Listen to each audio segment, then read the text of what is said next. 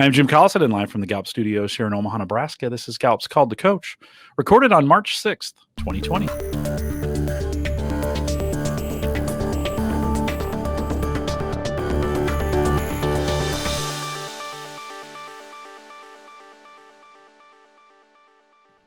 Called to Coach is a resource for those who want to help others discover and use their strengths. We have Gallup experts and independent strengths coaches share tactics, insights, and strategies to help coaches maximize the talent of individuals, teams, and organizations around the world.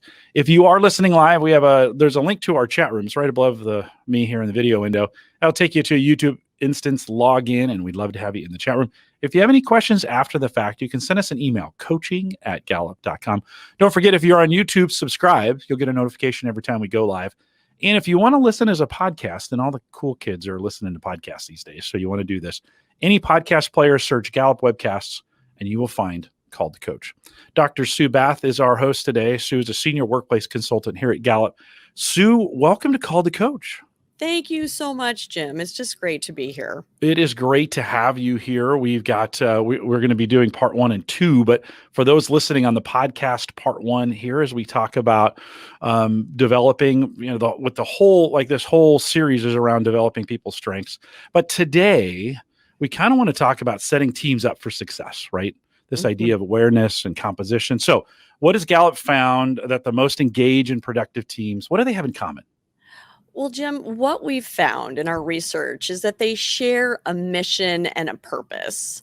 And that really means that team success ultimately depends on the team's ability to identify and focus on clear and compelling performance challenges or a common purpose. They really have to have that. So this could be on a common problem that needs a solution, or maybe even an organizational goal. It can take many forms, but it always has to be clear and compelling to all team members. So that's so important. I think another thing to remember is it's important to remember that all team members understand and appreciate that they are that they're great at some things and not very good at others, right? That's important.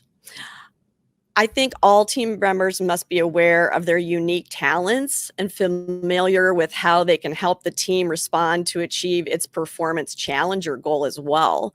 I think that's just paramount. I also think another important point is that they know others on the team can contribute, how they can contribute best, and they can act interdependently. Teams, I think, really need to be aware of each other's strengths. That's just really, really important. I think what this means is having an understanding of how each person is inclined to think and act and how they feel. So I think overall, I think awareness helps the team to navigate issues that teams encounter, and certain talents make team members adept at maybe things like conflict management, documenting teams' work, setting direction, influencing others, and things like that. So I think talent awareness really means knowing how team members work together best. Yeah. So, excuse me. So that awareness makes sense, and we can come at that from a CliftonStrengths perspective, as they understand who they are, and then that second level maybe being as far as who they are with each other on the team that's there. But what's the difference between team strengths awareness and then composition? Great question, Jim. So I want you all to forget about that old greater than the sum of its parts kind of motivational saying, right? And I want you to focus instead on why it's important to know and support each other's contributions to the team. That's really more important. So what we found here at Gallup is great teams have an awareness around where they're strong and where they're weak. So they know how they can best contribute and complement one another to accomplish goals. Okay. So They help one another maximize their strengths by identifying specific roles and tasks and action items that can align each person's strengths to the current situation or a performance goal. So that's super important. So therefore, I think what can happen is every person has something to the team, even if it's not perfectly balanced in composition amongst the 4 CliftonStrengths domains of, executing, influencing, relationship building, and strategic thinking. Jim, I think most managers are not given the luxury of handpicking their own team, right? That just doesn't happen. They come into a team that is already established and have to make the best of it, right? I mean, that's just how it is. They have an opportunity to maybe hire a few team members, but for the most part, you get what you get and you don't throw a fit, right? That's what I tell my kids. So a manager does have to work with individuals to help them to know how they can naturally excel, where they need to have some help from their teammates, and what shared goals or purpose they're all using that could lead to success. I think that's something to really remember. I think managers too can use this strengths-based approach of awareness to intentionally promote things like effective delegation, successful partnerships, probably deeper collaboration. And, I think there's a whole host of really nice outcomes as well. I'd like to give an example too of that. So let's think about a new manager who's hired a coach, a team of 30 people. Okay. So they're made up of various experience levels, and they probably have different, tenure and strengths too, right? They're all different. She's been hired to increase team productivity and engagement scores in a matter of 5 months. That's not a very long time, right? She looks at her team strengths grid and notices that she and only one other person on the team have a strength that lies in that executing domain, and that she and only 3 others have strengths in that relationship domain. So she starts to kind of freak out a little bit about that composition of heaviness of strengths in influencing and strategic thinking that her team has. So, you can see she has that mindset of composition and it's off balance to her. She feels like she'll not be able to motivate and engage because of these missing strengths that she thinks she should have on her team. However, her strengths-based manager, who's a great coach, by the way, a great strengths coach, comes along and says she's looking at it all wrong, that it's more important for her to take the time to have purposeful, powerful conversations with her employees and doing it individually and as a team in order to create an awareness and an understanding so that expectations can be clarified, effective performance development plans can be set, and goals can be established as well. So she goes ahead, this manager executes the suggestion that her wonderful manager, who's a great coach, suggests, and within the first quarter of the year, ahead of schedule, I might add, she has increased productivity by 22%. Wow. And the overall Q12 engagement score for her team has increased by almost 1 full point. Amazing. The feedback, too, that she received from her team's Q12 session, that feedback session, that really ended up being the biggest difference maker was that her team said taking the time to ask about each team member's individual strengths and what they mean to each of them and how they could complement one another and build upon each other really made the difference. And so it was really a great learning experience for her, that it really is awareness over composition when you're building a team to success, when you're looking at strengths. Yeah, and that's a great example in the sense that, we know 70% of a team's success in engagement is kind of based on the manager itself, right? And so the manager's got to get these pieces right. This ties nicely in during this season. So season 6 of Theme Thursday, we've been giving some clues. Micah has been giving some clues in this as we look at these situations like this, where we may have a team that is high or medium or low in some of these domains, right? And some clues. So if you're also thinking like, ooh, how can I get more of this? Well, join us in season 6 of Theme Thursday. That's available out there, and we can give you those clues as well. Okay, so when we think about that, you've got some strategies and powerful questions that you could recommend to managers, right, to jumpstart strengths-based teams conversations, therefore increase that awareness. Can you give us a few of your own there, Sue?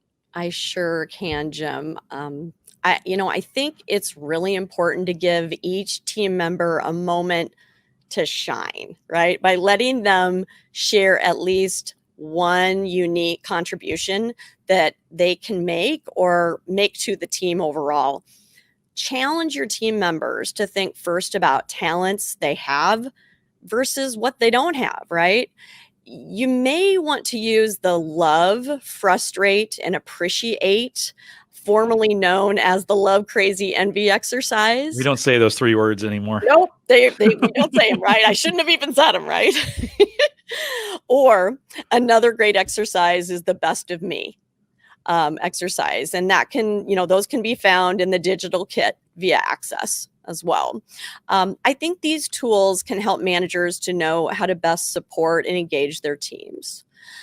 I think, Jim, too, I encourage people to share as much as they can, even beyond just strengths.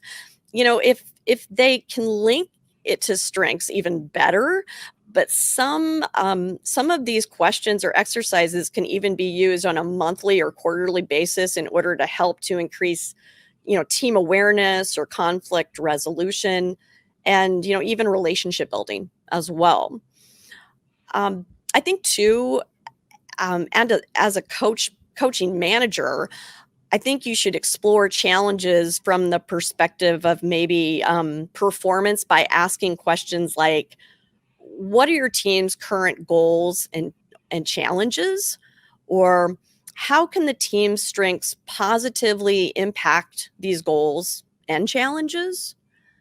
Or you could ask your team compelling questions that bring awareness about powerful partnerships, which can lead to successful outcomes.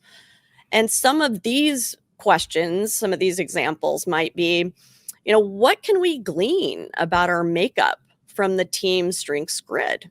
Might be a good one. And what is the team's most dominant domain or the least dominant domain? How is the team currently maximizing their talents as a team? Or who could the team leverage to attack this specific team goal or challenge? That's really an important one, right? It might not be even on their same team. They might look outside of the team to leverage strengths on another team as well. And another one, where does the team see powerful partnerships amongst the team? Where do they see those powerful partnerships that they can leverage? The power of two is important, right? Who has something they don't have to make that powerful connection and shining together? And then another one, which talents could the team lean into to help drive the team toward completing the specific goals for overcoming challenges, right? Every team has challenges. What strengths could the team lean into to really drive towards those challenges? So those are just a few, Jim. I think for more, useful information and tips on how to build strengths-based teams, you could complete the Building a Strengths-Based Team module via the Learn product, or you could find it on the Modules tab in the Clifton Strengths Manager section as well. The module includes a helpful article to help deep dive your role as a manager into building a strengths-based team. And a reminder, those modules available for those on an access subscription through our enterprise model on that. So one of the things I want to encourage you on this, as we go to these questions about what's the makeup of the team grid and the dominant, least dominant, sometimes I think, especially as those who've been around the community for a while, we're always kind of looking for that new and fresh approach to. I always get asked this question all the time. What are some new things we can do? And we go through these questions. This is like basic blocking and tackling. I know a U.S. football reference, but the idea of I still find when I go back to teams or when I'm working on the teams I'm on, and we ask these questions about our own productivity, they don't get old. These are just this is the basic C-level. We have to be asking these questions. And I think for coaches and managers working with teams, we should be asking questions like this kind of all the time. They just don't. Do you see that on the teams? These just don't necessarily age, right? They don't age. You're right, Jim. I think you can be asking these weekly, monthly, quarterly. Ask them all the time. I think the more the better, right? They're timeless. They are timeless questions. And just the more you can talk and ask about strengths, the better. I think the stronger your strengths-based culture can grow and be. Sue, in your experience of those 6 questions that you ask, do you find one of them to be what loosens the lid, so to speak, more than the others? Do you find one to be particularly powerful or your go-to? One that I love, and it's because I'm a maximizer, Jim, right? Is how is the team currently maximizing their talents as a team, right? I think you look at what's good. You look at what's good and you build upon it. I think a lot of awareness can happen there. It's what are we really doing well? And what can we build upon to make us the best we can absolutely be? And then how do we promote that amongst our organization? How do we promote that to our clients? I mean, that's what we really need to focus on. But then we fill in with other partnerships where, hey, we've got some challenges. Every team does. But let's fill in with the rest. But let's highlight it. Let's build upon what we can maximize. And then in the work that you've done, have you found, or what's been the effect of the repetitive use of these style of questions? In other words, not trying to do it once, a one and done, but kind of coming back to them and asking them over and over and over again. What have you seen in your work? I think I've seen people really get to know themselves on such a deeper level.